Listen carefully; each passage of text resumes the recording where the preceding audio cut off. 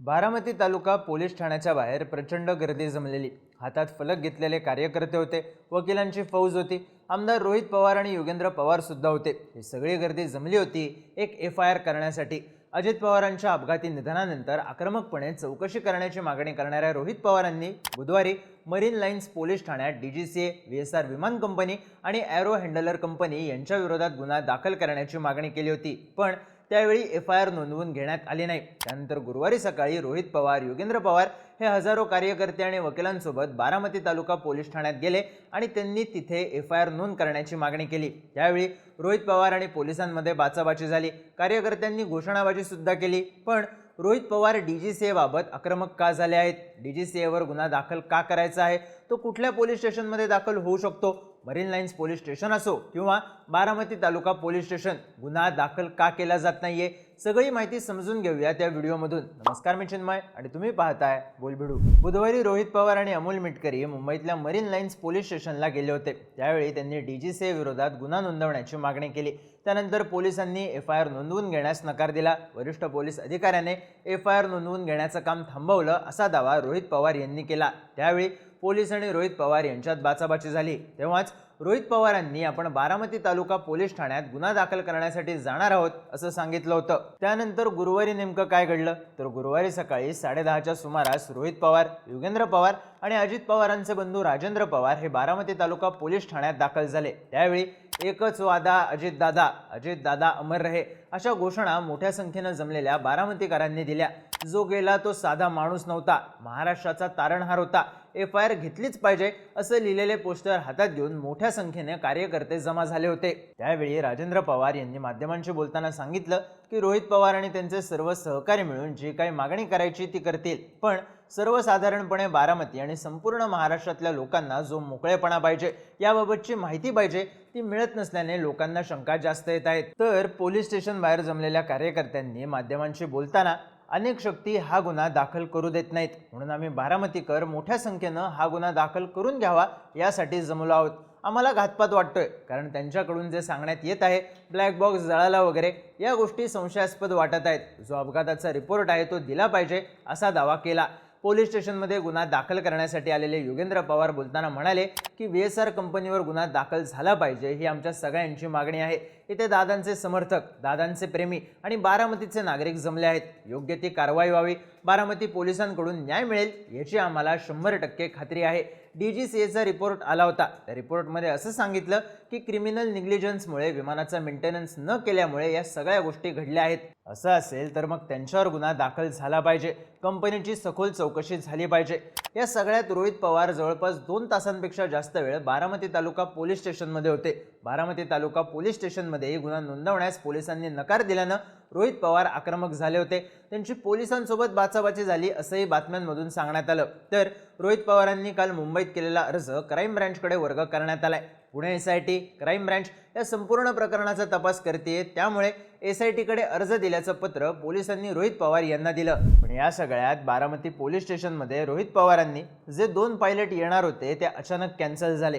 का झाले? त्यांना अजूनपर्यंत बोलवलेलं नाही, त्यांना नोटीस नाही आणि DGCAच्या कोणत्या अधिकाऱ्याने मंजुरी दिली याला, हे सगळं आमच्या लेवलला आम्हाला कळलंय, पब्लिकला तर यातलं काहीच माहिती नाही असं म्हणत रोहित पवारांनी उत्तराखंडमध्ये झालेल्या अपघाताची माहिती पोलिसांना दिली आणि या विमान अपघाताचा संदर्भ घेऊन गुन्हा दाखल करण्यात यावा अशी मागणी केली. त्यानंतर कोणत्या कलमाखाली गुन्हा दाखल करायचा या संदर्भात पोलिसांकडून चाचपणी सुरू असल्याचं सांगण्यात आलं. आता या सगळ्या प्रकरणात काही प्रश्न पडतात. ते म्हणजे रोहित पवार DGCA बाबत आक्रमक का झाले आहेत? तर रोहित पवारांचा आक्षेप आहे की DGCAच्या अहवालामध्ये VSR कंपनीची चूक समोर आली. त्यामुळे DGCA आणि VSR वर सदोष मनुष्यवधाचा गुन्हा दाखल करावा. कारण अजितदारांचं विमान क्रॅश झाल्यानंतर आधी DGCAने हा अपघातच असल्याचं म्हणलं होतं, पण नंतर त्यांच्या अहवालात VSRची विमानं नादुरुस्त असल्याचं स्पष्ट झालं. म्हणजेच हा DGCAचा निष्काळजीपणा आहे. त्यामुळे दोघांवर गुन्हा दाखल करावा. आता रोहित पवार DGCAने निष्काळजीपणा किंवा ज्याला कायद्याच्या भाषेत ग्रॉस निग्लिजन्स म्हणतात ते केलं असा आक्षेप घेत आहेत. VSR कंपनीच्या विमानांचं सेफ्टी ऑडिट, त्यांची तपासणी, त्यांचा एअरवर्दीनेस आणि त्यांची कंडिशन चेक करण्याचं, त्यावर देखरेख करण्याचं काम DGCAचं असतं. आता अजित पवारांच्या अपघातानंतर DGCAनेच आदेश देत VSRची 4 विमानं ग्राउंड केली. मग आधी तपासणी का झाली नाही, त्यात निष्काळजीपणा का केला, कुठल्या अधिकाऱ्यांनी VSRचं विमान उड्डाणासाठी योग्य असल्याची परवानगी दिली, असं म्हणत रोहित पवारांनी DGCAच्या विरोधात गुन्हा दाखल करण्याची मागणी केली आहे। पोलिसांची भेट घेतल्यानंतर त्यांनी आम्हाला DGCA, VSR विमान कंपनी आणि एरो हँडलर कंपनी यांच्यावर एकूण 4 FIR दाखल कराव्यात असा अर्ज आम्ही दिला आहे, असं माध्यमांशी बोलताना सांगितलं। आता दुसरा प्रश्न म्हणजे हा गुन्हा कुठे दाखल करून घेतला जाऊ शकतो, कारण रोहित पवारांनी आधी मुंबईच्या मरीन लाईन्स पोलीस स्टेशनमध्ये हा गुन्हा नोंदवण्यासाठी प्रयत्न केले, त्यानंतर ते बारामती तालुका पोलीस ठाण्यात गुन्हा नोंदवण्यासाठी गेले। अजित पवारांच्या विमानाचा जिथं अपघात झाला ते गोजूबावी माळरान बारामती तालुका पोलीस स्टेशनच्या हद्दीत येतं। अजित पवारांच्या अपघाती मृत्यूबद्दल ॲक्सिडेंटल डेथ रिपोर्ट हा याच पोलीस स्टेशनमध्ये दाखल आहे, पण मुळात रोहित पवार कुठल्याही पोलीस स्टेशनमध्ये 0 FIR दाखल करू शकतात, तसा अधिकार सगळ्यांनाच असतो। त्यातही हा कॉग्निझेबल ऑफेन्स असल्यानं 0 FIR नोंद करता येईल अशी मागणी रोहित पवारांनी केली। एकदा का 0 FIR दाखल झाली की पोलीस ती संबंधित पोलीस स्टेशनला वर्ग करू शकतात, त्यामुळे मरीन लाईन्स पोलीस स्टेशनला FIR दाखल झाली नाही। त्यानंतर रोहित पवारांनी बारामती तालुका पोलीस स्टेशन गाठलं, कारण 0 FIR कुठेही दाखल झाली असती तरी प्रकरण बारामती तालुका पोलीस ठाण्यातच वर्ग करण्यात येईल। पण मरीन लाईन्स पोलीस स्टेशन असेल किंवा बारामती तालुका पोलीस स्टेशन, गुन्हा दाखल का केला जात नाहीये, तर कायदेतज्ञ आणि पोलीस सूत्रांनी दिलेल्या माहितीनुसार बारामती तालुका पोलीस ठाण्यात अजित पवारांच्या अपघाताबद्दल ॲक्सिडेंटल डेथ रिपोर्ट दाखल करण्यात आला आहे। या ADRची चौकशी CID कडे देण्यात आली आहे। CIDच्या पथकाने हा ADR ताब्यात सुद्धा घेतला आहे, त्यामुळे ADR बाबत चौकशी सुरू असल्यानं पोलीस गुन्हा दाखल करून घेत नाहीयेत। CIDच्या चौकशीत जे समोर येईल ते त्यांच्यावर गुन्हा दाखल करायला सांगतील, त्यांच्यावर आम्ही गुन्हा दाखल करू असं पोलीस सूत्रांकडून सांगण्यात येत आहे। पण रोहित पवार यांची मागणी आहे की FIR दाखल करणं आमचा हक्क आहे, त्यामुळे ADR दाखल करण्यात आला असला तरी FIR घ्यावी। CIDने काय चौकशी केली आहे, कोण तपास अधिकारी आहे हे समोर यावं। जर झारखंडमध्ये झालेल्या विमान अपघातात विमान कंपनीवर दुसऱ्या दिवशी कारवाई होत असेल तर महाराष्ट्राचा नेता जाऊन सुद्धा साधी FIR का करत नाहीत? 160 कबुतरं चोरीला गेल्याची FIR होते, मग दादांच्या अपघाताची का नाही? दादांना न्याय का मिळत नाही? पोलिसांवर दबाव आहे का? कोणीतरी ताकदवान व्यक्ती FIR न करण्याबद्दल दबाव टाकत आहे का, असे प्रश्न सुद्धा रोहित पवारांनी केले। पण आता या सगळ्या प्रकरणात आधीच दाखल झालेल्या ADRची चौकशी सुरू असल्यानं रोहित पवारांना गुन्हा दाखल करताच येणार नाही का?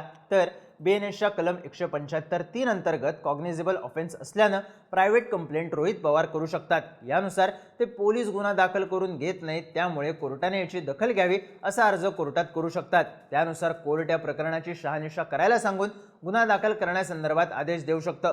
पोलिसांसोबत बैठक झाल्यानंतर झालेल्या पत्रकार परिषदेत रोहित पवारांनी तासाभरात पोलीस FIR दाखल करतील अशी आम्हाला आशा आहे असं सांगितलं। पण हा व्हिडिओ शूट होईपर्यंत FIR दाखल करण्यात आलेली नाही, त्यामुळे आता रोहित पवार दुपारी 3-3:30 वाजता पुण्यातल्या CID ऑफिसमध्ये जाणार आहेत। तर CID सुद्धा आत्तापर्यंतच्या तपासाची माहिती पत्रकार परिषदेत देणार आहे। त्यानंतर उद्या रोहित पवार राज्याच्या गृहमंत्र्यांची भेट घेतील असंही त्यांच्या वतीने सांगण्यात आलंय। त्यामुळे आता पोलीस रोहित पवारांच्या मागणीला कसा प्रतिसाद देतात हे पाहणं महत्त्वाचं ठरेल। रोहित पवारांची मागणी, FIR संदर्भात पोलिसांची भूमिका याबद्दल तुम्हाला काय वाटतं? तुमची मतं आणि प्रतिक्रिया कमेंट करून नक्की सांगा आणि माहितीपूर्ण व्हिडिओज पाहण्यासाठी बोलबिडूच्या YouTube चॅनलला सबस्क्राईब करायला विसरू नका।